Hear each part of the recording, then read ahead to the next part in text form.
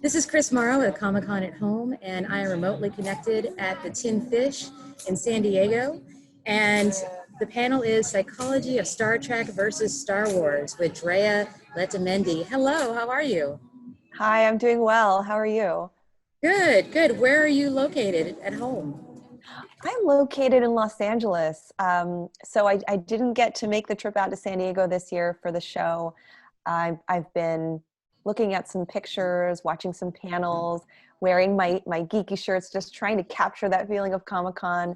It certainly isn't the same, but it's nice to be connected to some folks who are a part of the Comic-Con experience. That's great. Well, let's talk about the psychology of Star Trek and Star Wars. I mean, I feel like you're more inclined for a Star Wars than Star Trek is your shirt. Or is that subliminal? It could be. I usually serve on Team Star Wars for the discussion. This panel has been so much fun, and actually, this is the 6th installment. We've done this 6 times for WonderCon and Comic-Con, and we've been on hiatus a couple of years, so it's been nice to come back and bring this topic back to the Comic-Con show.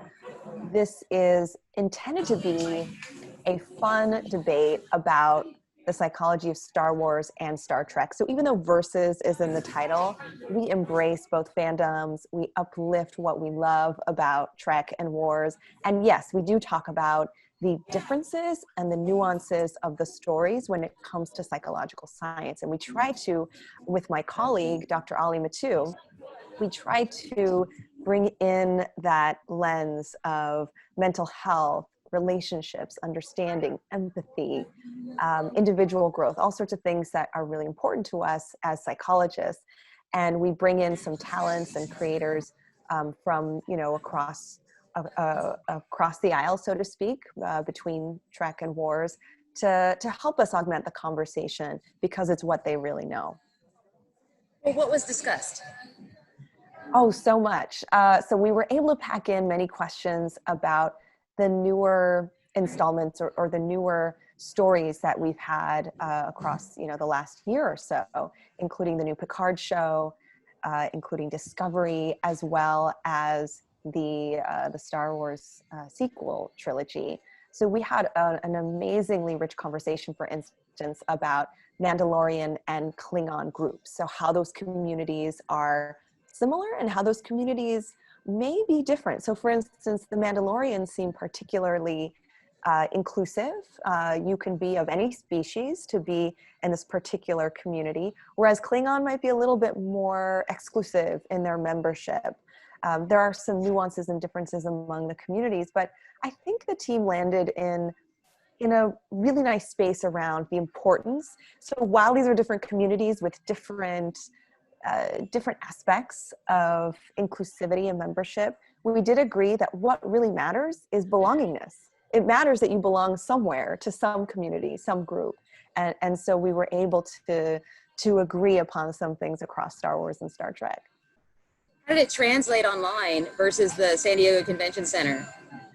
Having the panel experience virtually had many advantages and benefits, and then we also realized how it was a different experience.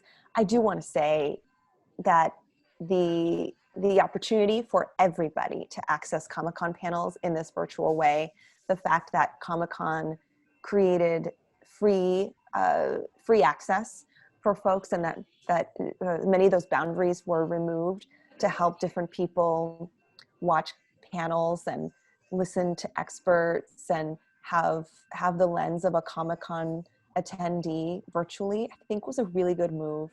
We're experiencing a lot of stress and strain. A lot of us are undergoing financial strain. We are isolated, we're feeling down, our spirits are low. COVID is stressful.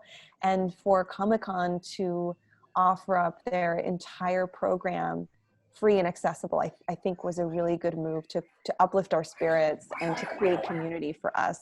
So I think there were some positive things that came from this virtual experience.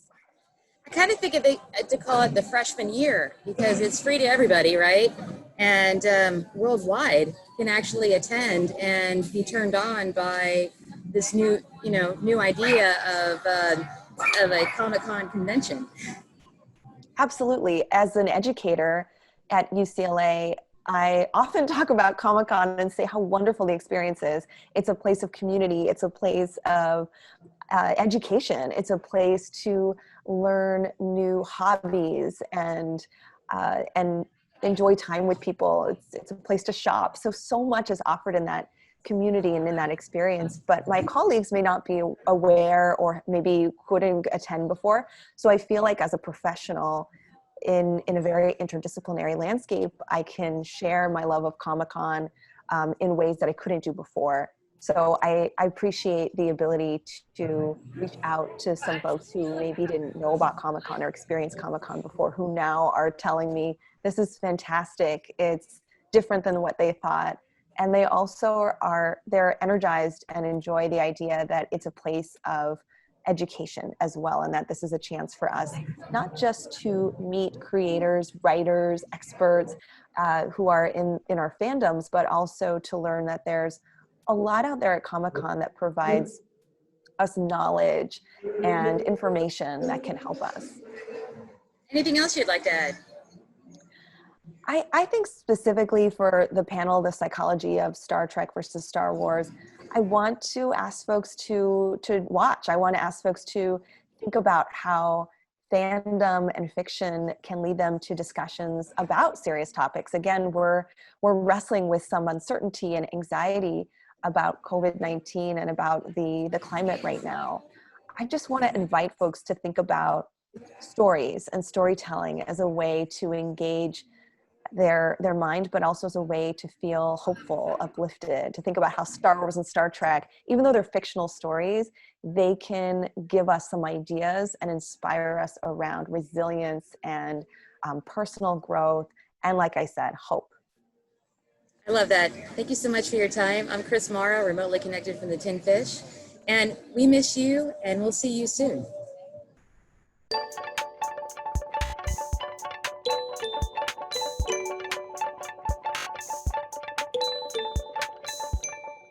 San Diego!